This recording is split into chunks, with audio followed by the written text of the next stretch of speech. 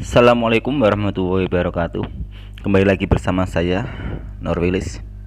Semoga saya berdoa, semoga teman-teman masih tetap semangat dan sehat selalu dimanapun berada.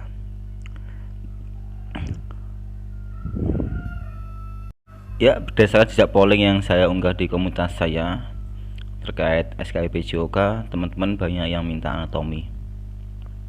Nanti anatomi ini saya akan bagi beberapa bagian, yaitu sekitar 6 bagian, nanti biar teman-teman lebih mudah untuk mencerna dan memahami soal tentang anatomi dan fisiologi manusia pada belajar pada SKB Penjas Orkes ya.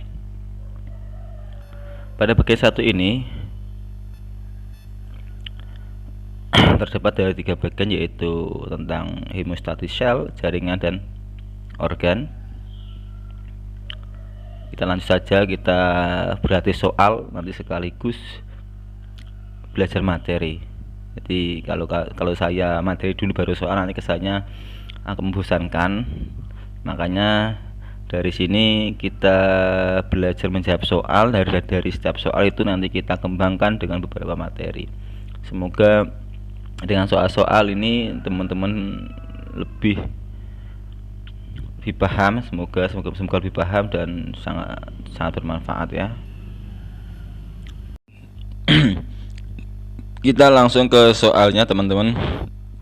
Soal pertama, lingkungan internal dalam tubuh adalah A. Cairan intrasel, B. Cairan ekstrasel, C. Cairan eksudat, dan D. Cairan sel, E adalah jaringan. Kalau dari soalnya sebenarnya meskipun ini kalimat atau kata yang cukup sulit, tapi sebenarnya kalau kita fokus ke soalnya itu jawabannya mudah. Lingkungan internal berarti di dalam ya. Jawabannya adalah A. Cairan intrasel. Apa itu cairan intrasel? Cairan intrasel adalah cairan yang berada di dalam sel seluruh tubuh. Nah, kita bahas satu-satu. Cairan ekstrasel adalah cairan yang berada di luar dan terdiri dari 3 kelompok, yaitu cairan intravaskuler atau plasma, cairan interstisial, dan cairan transseluler.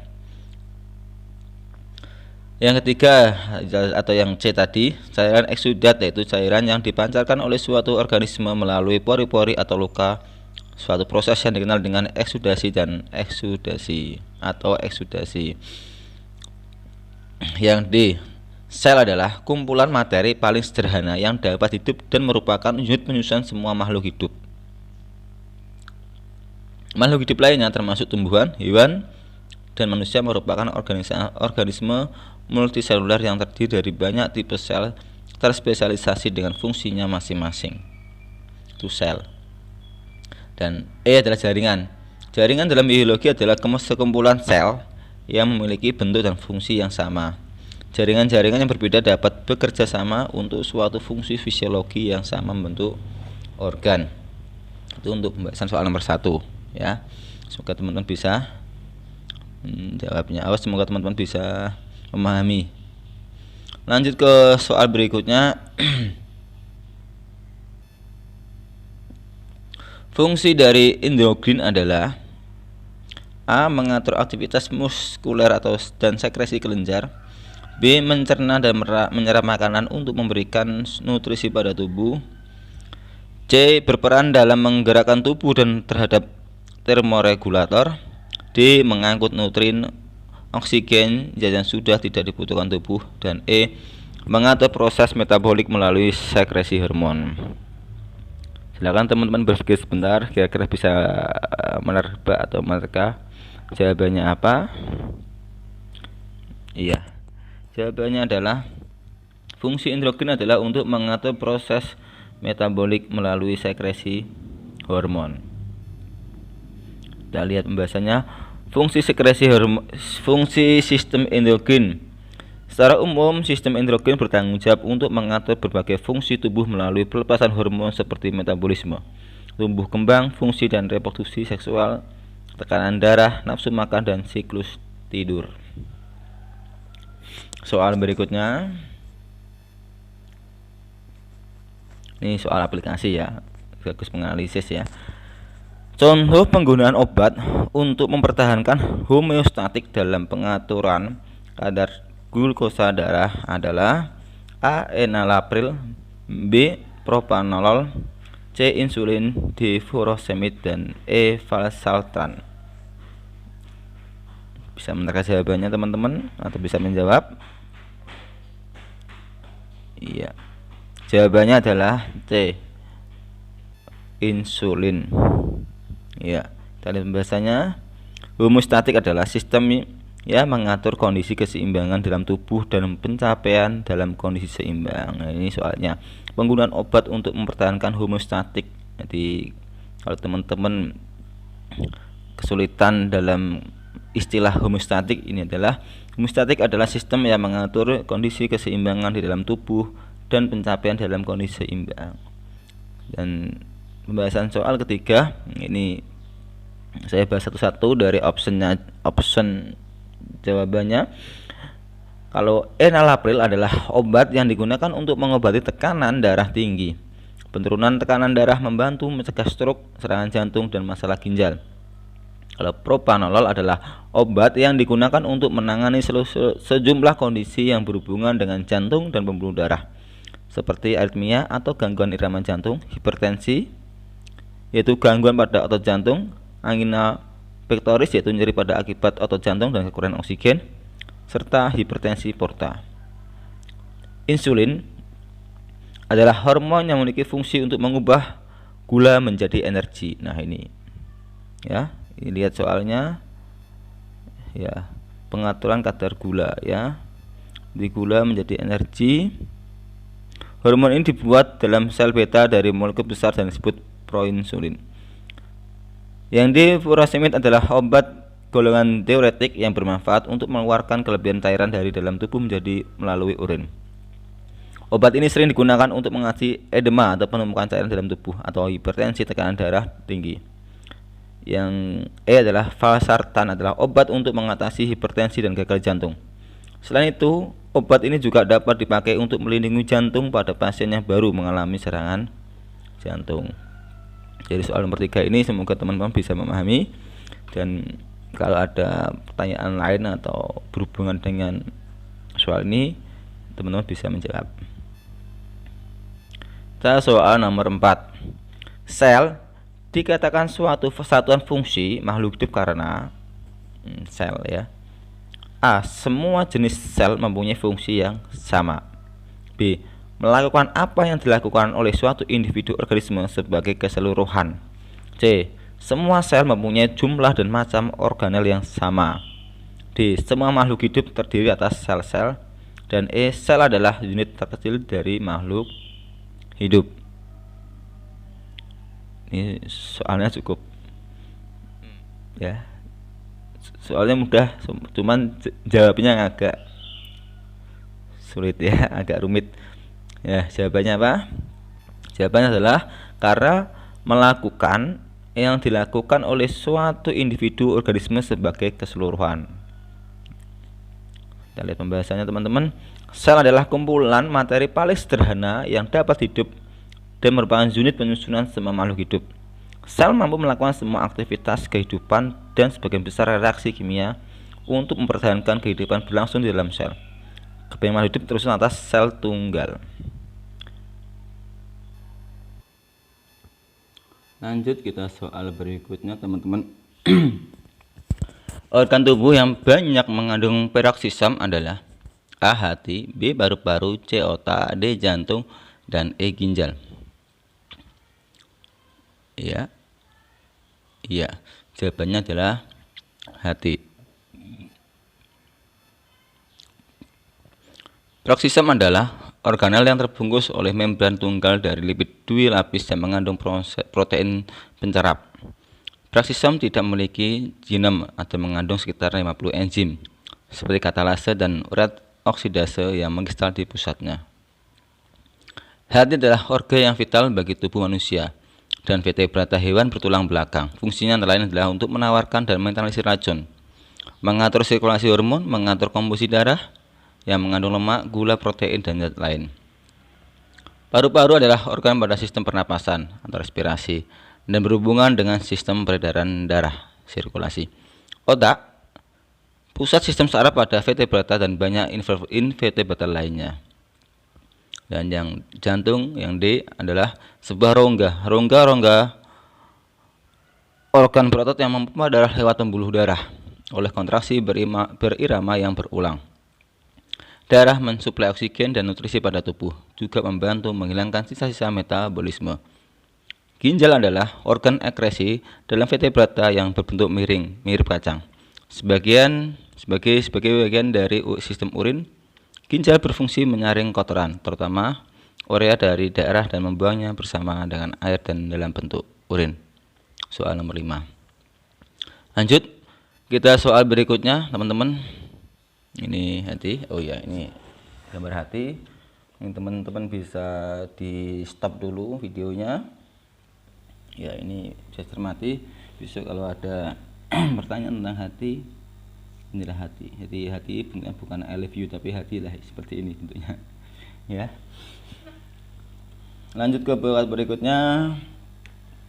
Bagian sel yang mengatur keluar masuknya zat dari dan dalam sel adalah A. Sitoplasma, B. Mitokondria, C. Nukleus, D. Membran plasma, dan E. Retikulum endoplasma.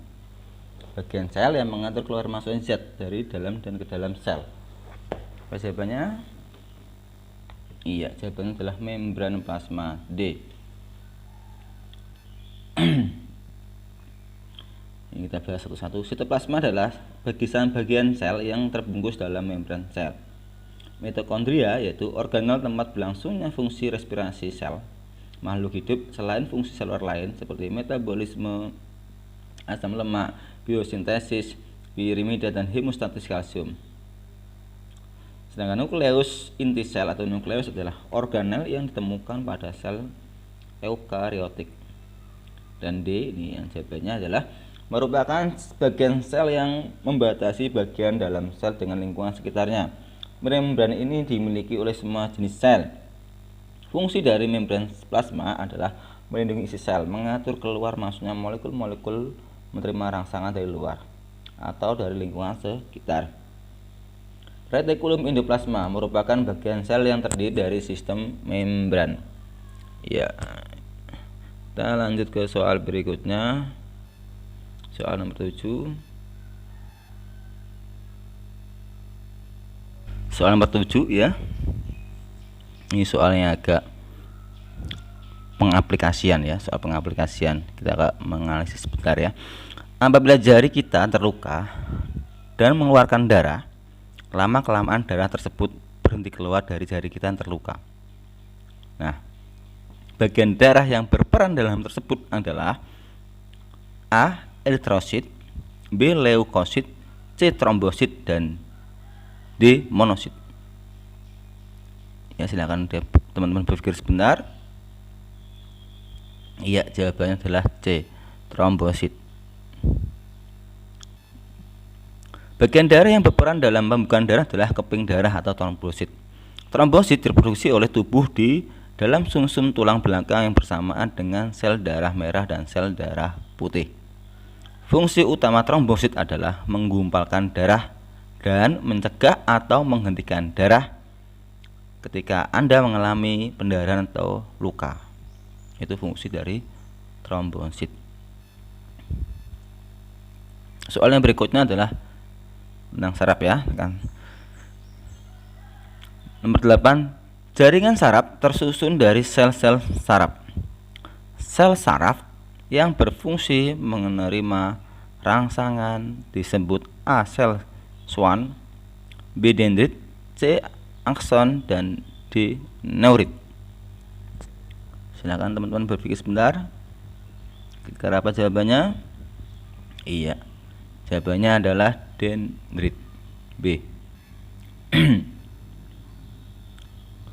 Badan sel saraf merupakan bagian yang paling besar dari sel saraf.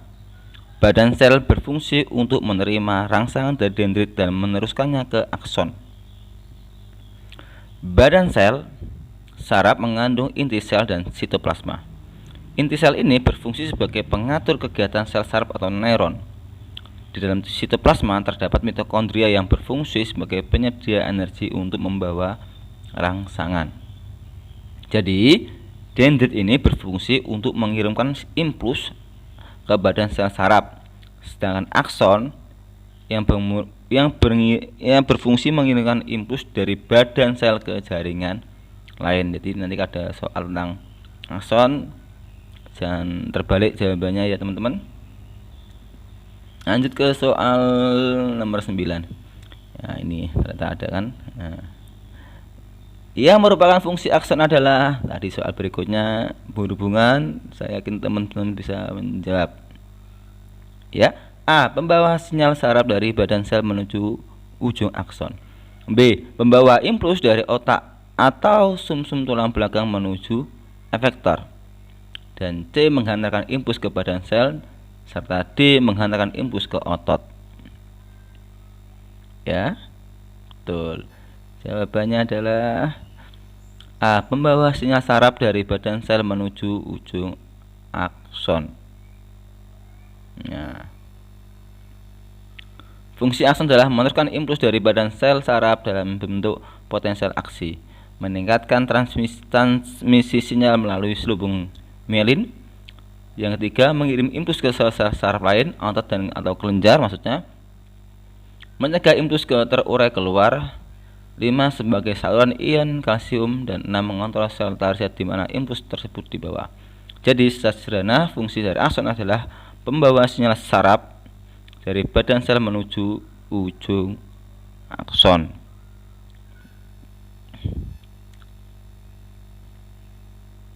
Ini mudah soalnya sebenarnya ya. Sekelompok jaringan sejenis yang berkumpul dan melakukan fungsi tertentu disebut A. Sel, B. Epitel, C. Organ, dan D. Materi genetik. Yang berpikir sebentar. Ya, jawabannya adalah organ. C.